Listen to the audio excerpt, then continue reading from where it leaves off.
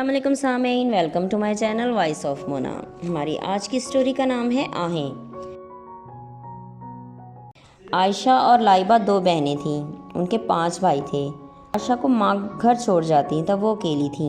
आयशा को पाँव पे सांप ने काट लिया। उसकी हालत बहुत ख़राब हो गई। उसका आधा पाँव ख़राब हो गया।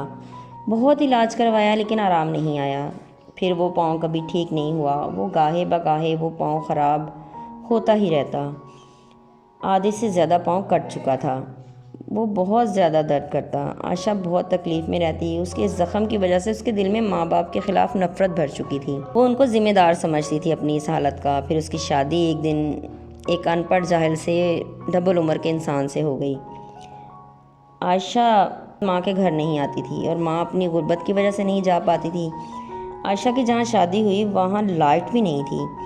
शायद उसकी बद्दुआओं का असर था कि इनके हालात ख़राब होने लगे। आयशा की माँ किसी बच्चे को पढ़ा नहीं सकी।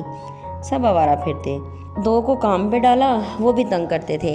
आयशा का बाप भी काम नहीं करता था। वो बहुत तंग करता था। उसके गुर्दे में पथरी हो गई। उसका ऑपरेशन हुआ और पेट एक साइड से पूरी काट के ऑपरेशन किया गया।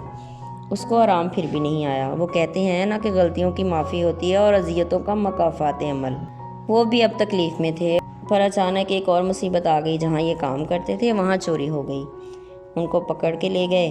फिर आयशा के मियाँ ने 1 लाख देकर उनकी जान छुड़वाई। माँ और दोनों बेटे मुसीबत में फंस चुके थे। खुदा खुदा करके जान छूटी।